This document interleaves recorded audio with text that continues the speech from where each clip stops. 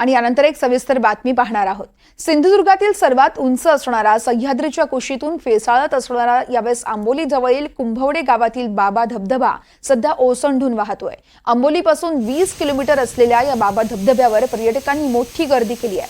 बाबा धबधबा पर्यटकांचं आकर्षण आहे। निसर्गाने निर्माण केलेल्या या रम्य आणि स्वर्गाची अनुभूती देणारा परिसर देखील पर्यटकांचं लक्ष वेधून घेतोय।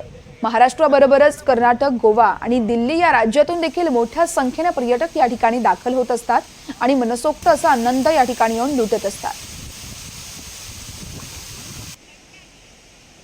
या संदर्भात आढावा घेतला आहे आमच्या प्रतिनिधींनी, तो आपण पाहूया। सिंधुदुर्ग जिल्ह्यामधील धबधबा आहे त्या धबधब्याकडे आपण आलेलो आहोत, ज्या ठिकाणी केरळ, कर्नाटक, गोवा, महाराष्ट्र जवळ येतात। मी जी काही दृश्य ही तुम्हाला दाखवत आहे, ही जी दृश्य आहेत तो फेसाळणारा जो धबधबा आहे तो तुम्ही पाहताय। मी माझ्या प्रेक्षकांना दाखवू इच्छितो, कुंभवडे येथील जो धबधबा आहे त्या धबधब्याची तुम्ही दृश्य पाहतात।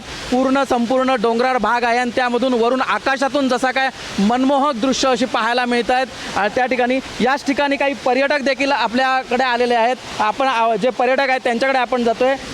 काय सांगाल, तुम्ही कुठून आलात आणि इथे कसं काय आलात, काय सांगाल?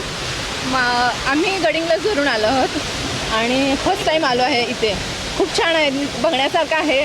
खूप असं निसर्गाच्या सानिध्यात खूप पहिल्यांदा अनुभव घेतो की छान वाटतंय। पर्यटक आहेत, हे पर्यटक सगळे जे आहेत ते मात्र अगदी आनंद, मनमुराद आनंद लुटत आहेत। खरोखर सिंधुदुर्ग जिल्ह्यामध्ये आंबोली असेल, कावळेसाद असेल, या ठिकाणी मात्र हा कुंभवडे येथील मांगेले धबधबेला मात्र पर्यटक मोठ्या प्रमाणात पसंती करतात।